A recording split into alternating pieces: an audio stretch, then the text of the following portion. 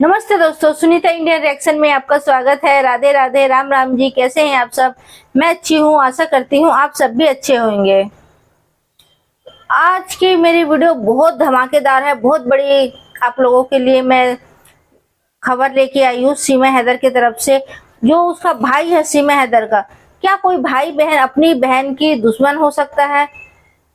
आप लोग मुझे जरूर बताना इस बात को कमेंट करके। तो यहाँ पे खुद सीमा हैदर के भाई और बहन सीमा हैदर के बन गए दुश्मन। क्योंकि सारा कुछ जानते हुए भी सीमा हैदर का जो भाई बहन है, सारा कुछ जानते हुए वो पबजी खेलती है, पबजी के थ्रू किसी से बात करती है और ये गुलाम हैदर को नहीं बताना ये सारी चीजें, तो इसको क्या कहेंगे? और मेरे ख्याल से तो जितने भी मतलब उसने टिकट करवाए, आईडी बनवाए इंडिया आने के लिए, वो सारा कुछ उसके भाई बहन ने हेल्प किया। मतलब पाकिस्तान से निकालने को पूरा हाथ उसके भाई बहन के ऊपर। इस वीडियो के माध्यम से मैं आपको दिखाऊंगी, अभी भी एक क्लिप लगाऊंगी, वो आप देखना जरूर। तो मेरा कहना नहीं है, ये सारी चीजें जो पाकिस्तानी किंजा है मैं उसकी वीडियो लगाऊंगी, वो आप देखना और सारे आपको सबूत यहाँ पे मिल जाएगा। तो यहाँ पे हम बात करते हैं सीमा हैदर का भाई का। तो भाई, जब एक भाई को पता होता है अगर मेरी बहन इस तरह से है, गलत रास्ते चल रही है, तो उसको रोक भी सकता था वो, लेकिन नहीं रोका। तो ये खुद सीमा हैदर बताई है कि सचिन को उसका भाई फोन करके पूछता है कि सीमा क्या तेरे पास है? सचिन से पूछता है। तो उसको फोन नंबर कहाँ से मिला? सबसे बड़ी बात आप सोच सकते हैं, है कि नहीं? सीमा हैदर के भाई के पास सचिन का नंबर कहाँ से आया जब उसको कुछ बात का पता नहीं था? तो पहली बात है। और सचिन ने जैसे मना कर दिया कि मेरे पास सीमा नहीं है, तो फिर भी वो मतलब उसका ये था कि हाँ नहीं सचिन तेरे पास ही है सीमा हैदर। सीमा ने ये बात खुद कही है कि मेरे भाई ने फोन करके सचिन से पूछा कि क्या सीमा तेरे पास है। तो ये सारी मिली भगत मैं कहूंगी सीमा हैदर के भाई बहनों का है, सारा कुछ उनको पता थी और लेकिन उन्होंने ये सारी चीजें किसी से कहा नहीं, छुपाया के रख दिया। ठीक है, सीमा हैदर को यहाँ पे भारत के अंदर 1.5 साल से ऊपर हो चुका है, आप सब लोगों को पता है 1.5 साल से ऊपर हो चुकी है। लेकिन जो सीमा हैदर का भाई बहन है वो कभी भी सामने आके राजी नहीं हुए।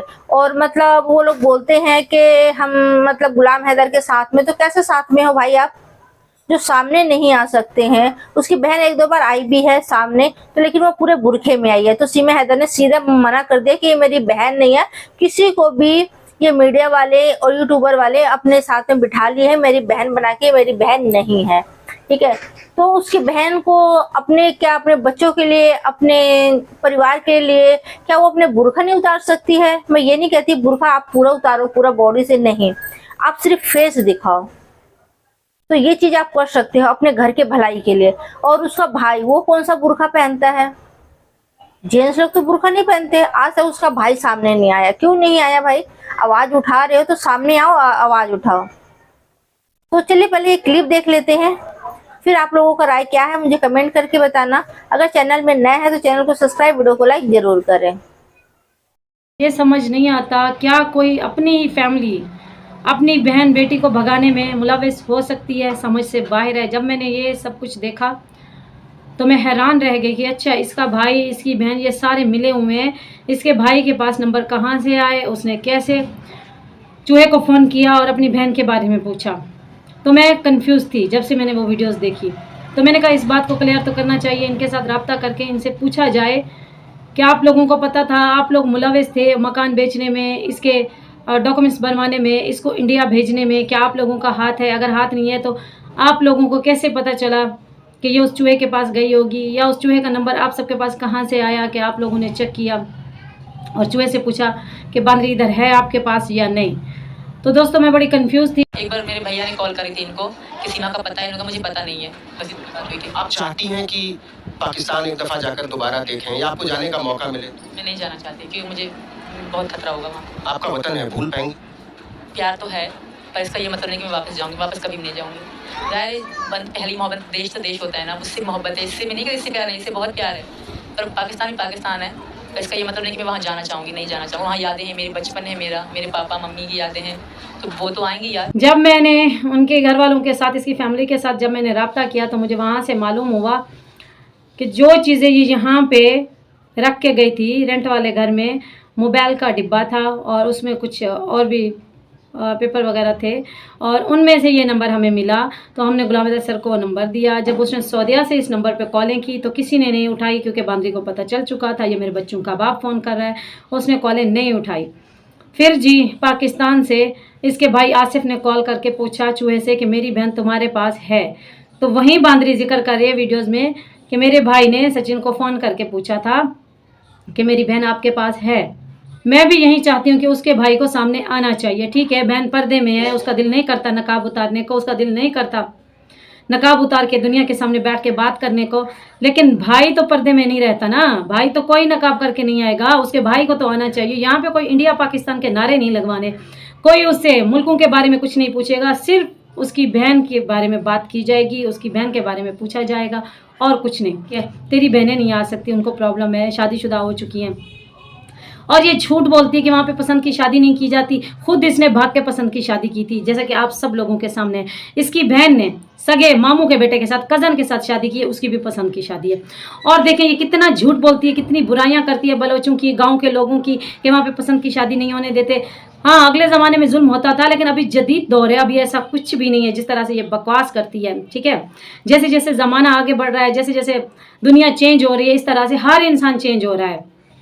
कहती है मेरा तो डिवोर्स हो चुका था, 4-5 साल से तेरा अगर डिवोर्स हो चुका था फिर तेरा हक तो नहीं बनता था, तो उसकी कमाई खा रही थी और उसको तूने बेवकूफ़ बनाया हुआ था। और एक वीडियोज़ में देखते हैं जिसमें ये कह रही है, इससे एक एंकर ने सवाल किया कि आप जब इसके साथ पबजी खेलती थी तो आपके शौहर को पता होता था, आपका शौहर किधर होता था? कहती है उसको पता होता था मैं गेम खेलती हूँ, लेकिन वो सऊदीया में होता था, उसको नहीं पता था मैं इसके साथ इतना, यानी इसके नज़दीक आ चुकी हूँ, मैं इसके साथ इतनी बात करती हूँ।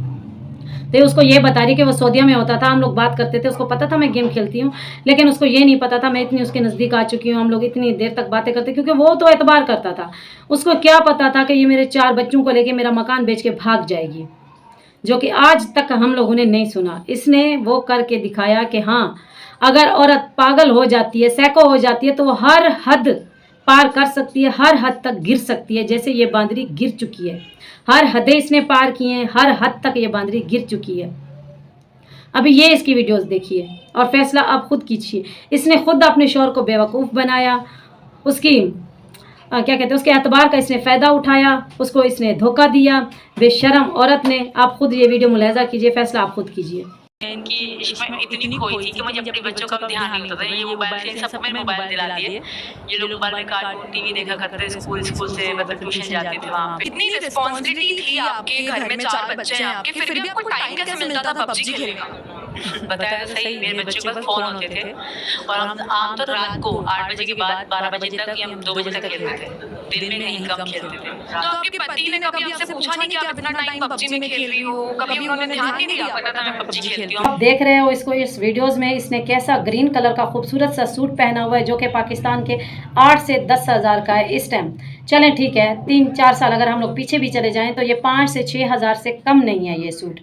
आप देखें कितने महंगे महंगे ये ब्रांडेड सूट पहनती थी और बकवास करती है, कितना झूठ बोलती है बेशरम औरत। मैं इसको कहना चाहती हूँ बांदरी, इतने बड़े बड़े झूठ मत बोल के, झूठ भी शर्मिंदा हो जाए, कुछ तो शर्म कर ले। कितनी बेशरम औरत है, कितनी झूठी औरत है। और काफ़ी वीडियोज़ में इसने कहा ठीक है मैंने माना वो गरीब मेरे लिए कमाने गया था, बच्चों के लिए कमाने गया था।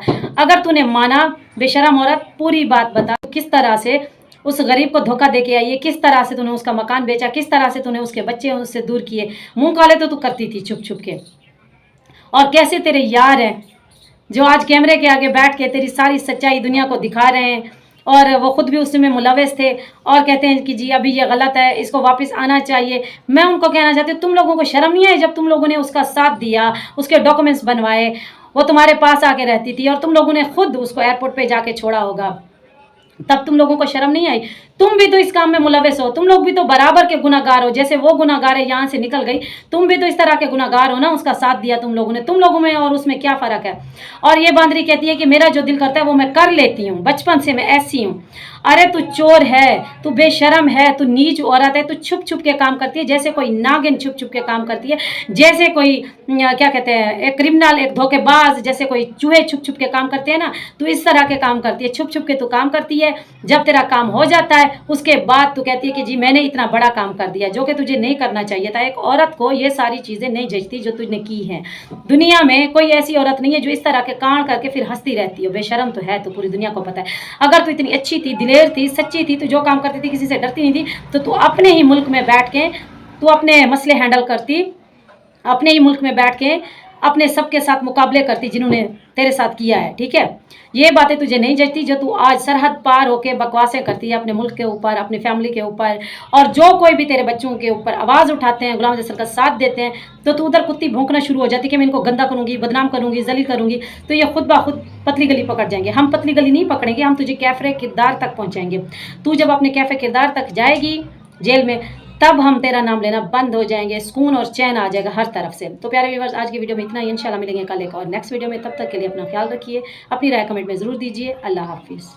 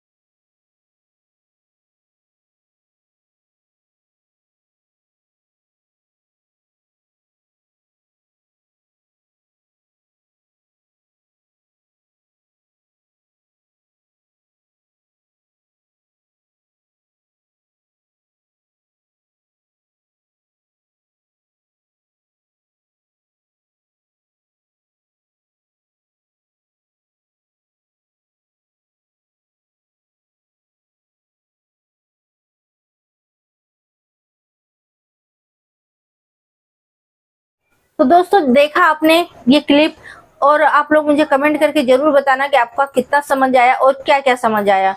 तो इसमें जो सीमा हैदर ने खुद ही कही कि मेरे भाई ने खुद फोन करके सचिन को बोला कि सीमा हैदर क्या तेरे पास है। और जैसे किसी दूसरे न्यूज वाले ने पूछा, सीमा हैदर ने अपने इंटरव्यू में कहा कि पूछा इंटरव्यू में उससे, तो क्या आपको पबजी के लिए टाइम मिल जाता था खेलने के लिए? 4 बच्चे के साथ घर का काम होता है, 4 बच्चों को खिलाना पिलाना नहलाना धुलाना बहुत काम होता है। मेरे 2 बच्चे, मेरे को टाइम नहीं मिलता दिन भर में, वो 4 बच्चों के साथ उसको टाइम मिलता था। तो आप सोच सकते हैं। तो सीमा हैदर का क्या बयान था, मेरे पास 4-5 फोन थे तो मैं बच्चों को फोन पकड़ा देती थी और दिन में कम खेलते थे पबजी, रात को 8 बजे से 9 बजे से लेके रात 2 बजे तक खेलते थे। चलो ये बात भी ठीक है, तुम रात को खेलते थे, बच्चों को फोन पकड़ा दिए, बच्चे फोन में बिजी, नींद आए, सो गए। तो जो 2 बजे रात तक अगर कोई बंदा जगेगा तो बच्चों को सुबह के स्कूल के लिए तैयार होने के लिए कब उठेगा भाई, ये बताओ। एक दिन, चलो एक दिन का तो नहीं था जो एक दिन रात भर जगे और उठ गए। वो रोज खेलती थी 2-2 बजे रात तक, 3-3 बजे रात तक पबजी, तो उसका नींद कैसे खुल जाता था? बच्चों को कभी स्कूल भेजती थी? और उसके बच्चे का मैं सुनी हूँ जहां तक, उसके बच्चे अच्छे स्कूल में पढ़ते थे, प्राइवेट स्कूल में। तो अपने बच्चों को जिंदगी तो उसने वैसे ही बर्बाद कर दी है। तो कितनी बड़ी झूठी उसकी भाई, उसकी बहन, खुद सीमा, मतलब पूरे परिवार एक ही कैटेगरी के हैं वो लोग, एक ही थाली के, कहते हैं ना, चट्टे बट्टे। तो देखिए सीमा हैदर खुद ही बोलती है कि मेरे पास खाने को नहीं था पाकिस्तान के अंदर, पहनने को ढंग का कपड़ा नहीं थी। और मैंने आपको काफी वीडियोस में अपने दिखा चुकी हूँ कि वो अच्छे अच्छे कपड़े पहनती थी, अच्छा खाती पीती थी, अच्छी जिंदगी जी रही थी, कोई उसको प्रॉब्लम नहीं था, कोई परेशानी नहीं थी। उसके बच्चे अच्छे प्राइवेट स्कूल में पढ़ रहे थे, अच्छे स्कूल में पढ़ रहे थे, क्योंकि गुलाम हैदर है जो वो पैसे भेज रहा था बाहर कंट्री से, इसलिए वो ऐसा कर रही थी। लेकिन वो ये अपना मतलब अपने आप को अच्छा करने के लिए सामने वाले को झूठा साबित करना सीमा हैदर का काम है, ठीक है नहीं? तो जिस बंदी के पास खाने को रोटी ना हो, पहनने को कपड़े ना हो, भाई उसके पास 4-4 फोन कहाँ से आ जाएगा? और जब तुम इतना घंटे आप पबजी खेलते हो तो उसके लिए नेट कहाँ से आया? नेट में भी पैसे लगता है। अगर वाईफाई भी लगवा रखे हो घर में तो वाईफाई का भी पैसे पे करना पड़ेगा, तभी वाईफाई देंगे कोई, ठीक है? फ्री में तो कोई वाईफाई चलता नहीं है। तो जिसके पास खाने को लाले पड़े हों वो वाईफाई के लिए पैसे ले आते हैं, और 4-4 5-5 महंगे महंगे फोन वो भी आ जाता है उसके पास, ताकि बच्चों को बिजी रख सके। तो आप लोग खुद ही अपने दिमाग में सोचिए, जो सीमा हैदर के पक्ष में भी बोलते हैं उनको भी बोल रही हूँ मैं। तो आप लोग खुद सोचिए कि सीमा हैदर कितनी बड़ी झूठी है। और सीमा हैदर के भाई बहनों से भी बोलूंगी, भाई 1.5-2 साल होने वाले हैं, सामने आओ। अगर अपने फैमिली का, अपने वो 4 बच्चों का भविष्य अच्छा देखना चाहते हो तो। और गुलाम हैदर बेचारा बहुत परेशान है, तो सिर्फ उसके बच्चे दिलाते तक उसके साथ दो, उसके साथ खड़े हो जाओ आके। अगर मेरी वीडियो आप तक पहुंचती है, नहीं तो मैं लोगों से भी कहती हूँ मेरी वीडियो ज्यादा से ज्यादा शेयर करें, ताकि सीमा हैदर के भाई बहन तक मेरी आवाज पहुंच सके और उनकी आंखें खुल सके कि भाई कोई तो है जो आवाज उठा रहा है और हमें सामने आने के लिए कह रहे हैं। तो उन 4 बच्चों को भविष्य को देखते हुए आप लोग सामने आ जाओ, सीमा हैदर के भाई बहन, मैं तो कहूंगी। और जितने भी मेरे भाई बहन जो देख रहे हैं मुझे, जो पसंद करते हैं, वो लोग भी कमेंट करके बताना मैं सही बोल रही हूँ या गलत बोल रही हूँ।